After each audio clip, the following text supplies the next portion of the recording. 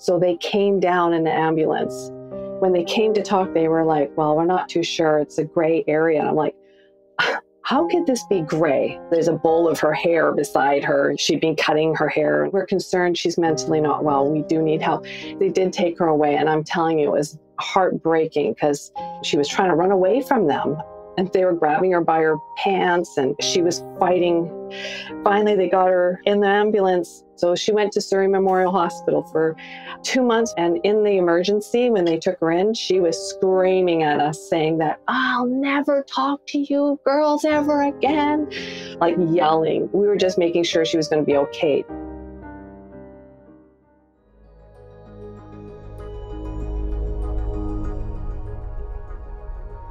Whew.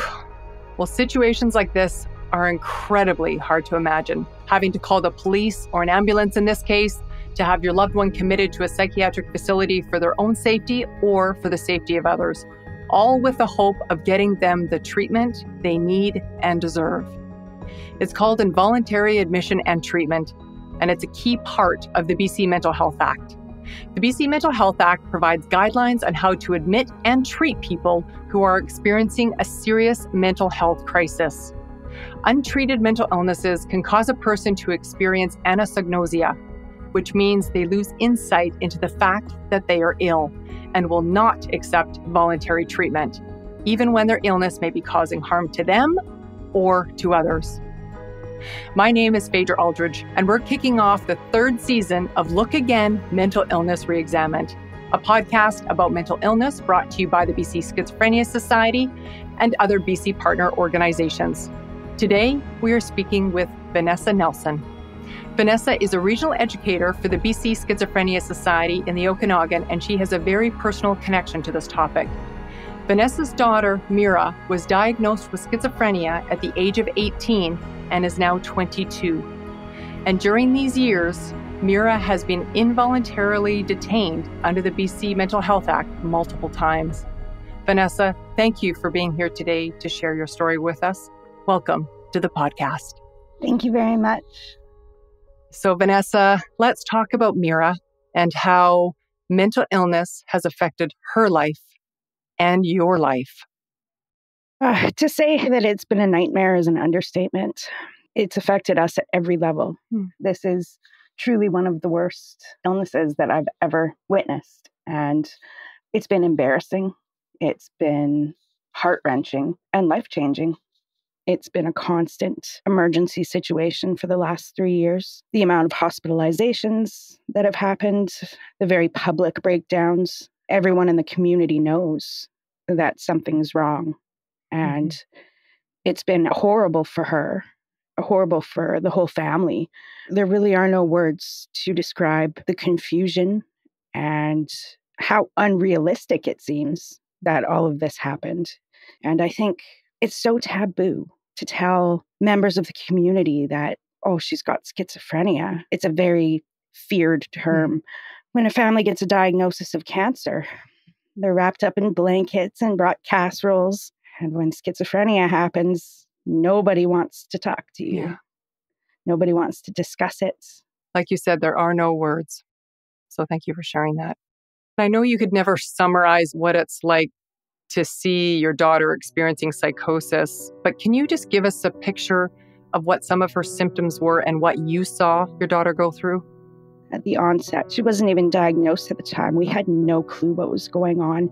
It was so far outside of my experience that I didn't even know what to do. And the hell that erupted, she really was not in her right mind. She was in a completely delusional state and had to call the cops. She waffles between different personalities and different moods, like lightning. So 1 second, she'll be very manic and squealing. You can actually hear her laughter blocks away. And it makes the hair on your body just stand up because it is so undeniably unhinged. She gets very angry at the drop of a pin. Oftentimes in conversation, she's so scattered that she's jumping between all of those different emotions all at once. A lot of religious jargon just spewing out of her mouth. and just wild accusations against everyone. She did not know she was mentally ill. She had anosognosia. She started drinking heavily, really coping with marijuana, just the uncleanliness, the change in her hygiene. She started having hallucinations, accusing family members all around her of atrocious crimes. She thought we were trying to kill her. The paranoia was so confusing to have to hear because she's always been very smart, very concise with her speech. But she started getting very disorganized, not understanding what was going on around her. Let's go back. And how did she finally go from that psychotic state and being placed in hospital? Well, she had a suicide attempt. So they took her to the hospital then. She was in there for a couple weeks that time. There were so many emergency calls that had to be made at the onset of her illness that it's hard to even remember sometimes because it was all so filled with trauma. Wow. So your daughter was taken into hospital. She didn't want to go. How did she respond to that? Oh, it was hard. I mean, throughout the hospitalizations, she tried to escape. They had to lock her up in solitary confinement in what essentially was a cell. So there were lots of moments where she wasn't treated with the care that somebody who is very ill should receive. And that's not on any of the lovely professionals that have worked pretty much around the clock to try and save her life and to get her healthy. What else do you do? So I understand why she tried so hard to get out. It varies, right? Sometimes she knows she needs to go to the hospital and has been very willing to check herself in if she feels unsafe. But a lot of times, she's definitely taken in against her will. And those times have involved police. They've involved community members too. So a lot of times when she had her breakdowns, they would have been in public places. The pot shop owner has called in on her and have gotten calls from restaurants saying, hey, we had to call the ambulance for your daughter. It's been a community-wide endeavor to keep this kid safe. I'm super lucky because she does have a lot of people watching out for her who do care. It takes a village, doesn't it, Vanessa? Oh, definitely. Now, some provinces don't allow for involuntary treatment. Obviously, things didn't go as you had hoped or your daughter would have hoped. But what do you think would have happened if your daughter had not received involuntary treatment? She would not be alive. Flat out. Without the involuntary treatment, without the medication, without having her kept in a safe place, she simply wouldn't be alive. And in this past psychosis that she's had, she was just recently put under the Mental Health Act again. We almost lost her so many times. I can't even count how many times she was in the hospital and how many phone calls I received from the police in the middle of the night, how many texts from her mental health team. And it's been terrifying. And the reason that she went into psychosis this second time to such an extent was because she was taken off of the Mental Health Act and so was no longer required to take her medication. And as soon as she went off that medication, she went into an immediate, deep, terrifying psychosis. Now, you had said that you were receiving texts from the police and the mental health team and other organizations within the community. What did they tell you in those texts? Very little because of confidentiality, right? I got a lot more information when she was younger. So during her first psychosis, people were still giving me information. Now, when she's ill, she doesn't want anyone to talk to me. They're very bound by confidentiality, at least with the mental health team in the hospital. The community members are not so bound by confidentiality. So that's how I've been getting my information. It's been terrifying, and it's terrifying for her too. She doesn't know what's happening to her a lot of the time, right? Yeah, if she doesn't recognize she's ill, why would she voluntarily get treatment for something in her mind she doesn't have? Oh, exactly. Trying to get her to accept treatment or accept medication when she's in that space, when she won't even talk to anybody, is impossible. I'm deeply grateful for the fact that the Mental Health Act exists and that she has been put on it, because otherwise I would never see my daughter as who she is beyond the illness. Now, when your daughter is taken in, receives treatment. What happens when she gets out of hospital, typically? Between February and now, I would say she's probably been taken in and released 20 times. They don't keep her for long because she refuses treatment. And it took a really long time to actually get her put back on the Mental Health Act.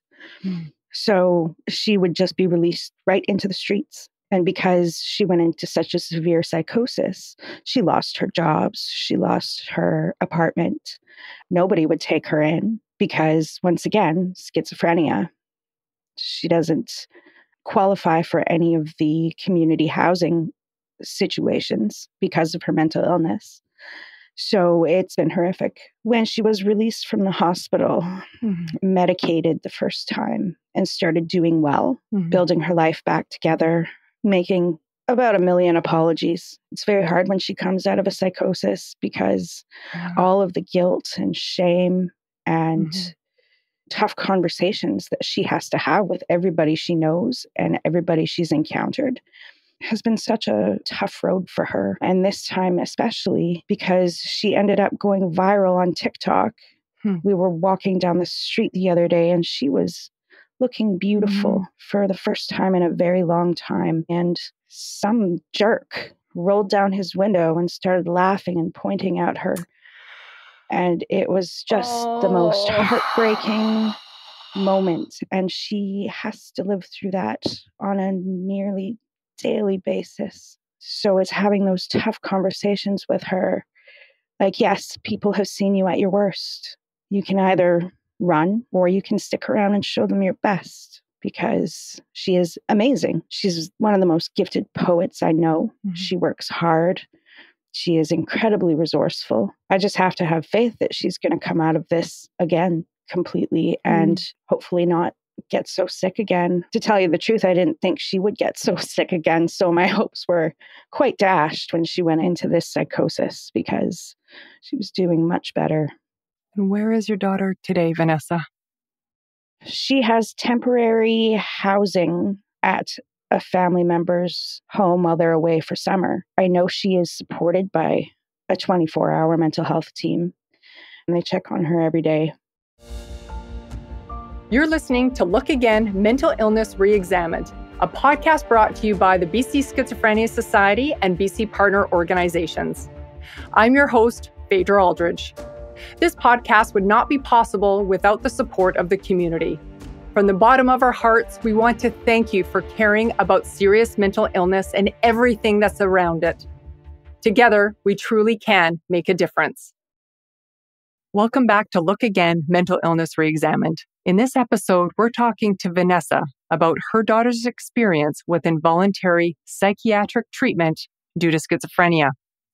But before we continue and talk more about the BC Mental Health Act, let's listen to this clip between two people sharing their experiences with involuntary treatment. And you're kind of treated like someone that can only wear hospital clothes, and it's kind of hard. But at the same time, too, every time I've had a psych admission, I come out doing much better. The key part for my recovery was that I had to get sober, that I can't keep kidding myself that dropping a Xanax, dropping mushrooms, dropping pot and hash and all these drugs and alcohol, that was really helping me. So involuntary admissions to psych was a godsend for me because that got me to get stable again.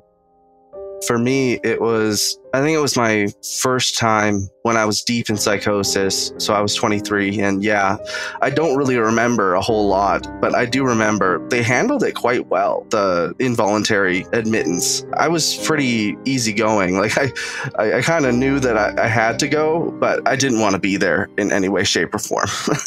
So they kept me for quite a while. I wanted to leave every single day. It's like prison. It really feels like prison. I mean, I've never been to prison, so I can't necessarily say, but... I've been to prison. It's just, it's like that. Yeah. Yeah, okay. Well, that's reassuring. Thank you.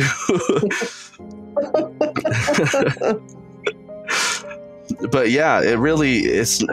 It's a truly unenjoyable experience. Whew, that was pretty powerful, Vanessa. So after hearing that clip, how does that compare to your daughter's experience when she was taken into hospital under the BC Mental Health Act? Oh, yeah, very similar. It really is like prison. She was stripped down and sprayed down and put by herself in a cell because she was a danger to herself. It was very difficult because I'm not allowed to visit her. It was so confusing and so heartbreaking. When you care for someone, it is just so difficult to see them hurting and to know what to do to help them. Based on your personal experience, how do you think we should be balancing this need to protect our loved one and ensure that they get the help that they need, while also dealing with a feeling that we could be potentially hurting that relationship with that person? How do we balance this, Vanessa? Oh, it is such a tough one. Obviously, communication strategies like the LEAP method are so helpful. They have been gold in helping me communicate with my daughter. And as far as services, I just would love to see a more care-centered approach, that the professionals who are involved be utilized in that manner to offer a more comfort-based environment. The recognition that when people are in psychosis, they are suffering and they are sick. I don't understand how we can separate physical illness and mental illness. And doing so causes so much stigma that our loved ones are not getting the correct type of help for the severity of their illnesses, right? And I would like to see them safe. There needs to be a safe place for ill people to recover. And it's not on the streets. Honestly, when my daughter is in psychosis, she's not capable of behaving. She's not in reality. She thinks she is a superhero. She thinks she talks to God. She thinks that she is constantly being raped. She thinks that her family are perverts. Just even saying it out loud is a terrifying thing. And that's just my case. I talk to people on a daily basis who have experienced the same thing, and their loved ones have died because there was no safe place for them to go. So when we're talking involuntary treatment, so many of the people who need to have involuntary treatment are not receiving it. And there's just simply not enough space. You know, the psych ward's full. Yeah. Vanessa, my heart not only breaks for Mira, that she feels that, and in her mind, that is reality. But my heart also breaks for you, that you as a mother have to witness your baby go through that kind of trauma and that kind of pain. It's definitely been quite constant heartbreak. So, Vanessa, there would be a lot of mothers, siblings, aunts, grandmothers listening to this right now. What advice would you give somebody who has a daughter or a sister or an uncle with a serious mental illness and they are debating whether to call police and to get them into hospital to get the help that they need and deserve? I would say call. Make sure that when you call, you request somebody who is very used to dealing with mental health, because it's sometimes the moments that we've had to make those emergency calls and people weren't trained in mental health. They've gone very sideways. I would say too, you got to keep believing in them with all your heart, even when communication is not always possible, because boundaries are important. You can't put yourself in a potentially violent situation or a situation where you're getting hurt constantly or stolen from or taken advantage of. So sometimes you've got to love them from afar and just hope that somebody is taking care of them, right? Well said, Vanessa. Love them from afar when you have to, but ensure that they get the help they need, and they may not like you at that moment. Oh, no. She has been so livid at me for phoning the police or the hospital. That's a love of a mother, for sure. Yeah. That's why I wanted to do this, because I have been quiet.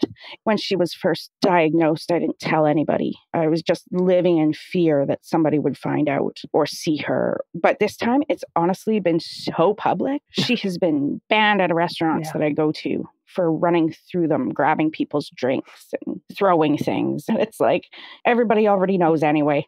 Everybody's seen my kid. Why not try and reframe it a little bit? Because she is so awesome. I can't even stress that enough. All of these people who are running around in psychosis on the streets, they're awesome people. They're somebody's awesome people. And they deserve just as much care. Somebody with cancer. And I am tired of her not getting it. Well, thank you so much for joining me today. And I just truly appreciate you sharing all of your experience and sharing and talking about your beautiful daughter. And Vanessa, you are just one of the many families struggling to find ways to cope and to help their loved one who lives with schizophrenia or another serious mental illness.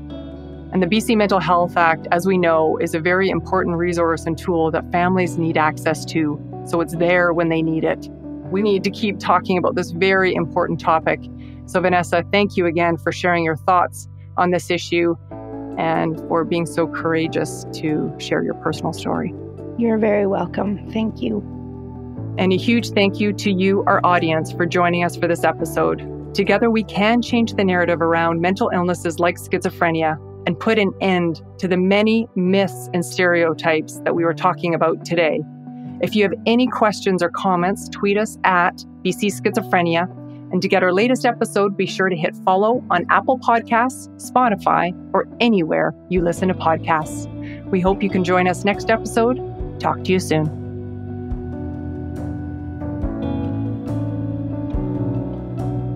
This podcast is brought to you by the BC Schizophrenia Society and the BC Partners for Mental Health and Substance Use Information. We're a group of nonprofit agencies providing good quality information to help individuals and families maintain or improve their mental well-being. The BC Partners members are Anxiety Canada, BC Schizophrenia Society, Canadian Institute for Substance Use Research, Canadian Mental Health Association's BC Division, Family Smart, Jesse's Legacy, the North Shore Family Services Program, and Mood Disorders Association of BC, a branch of Lookout Housing and Health Society. The BC Partners are funded and stewarded by BC Mental Health and Substance Use Services, an agency of the Provincial Health Services Authority. For more information, visit heretohelp.bc.ca.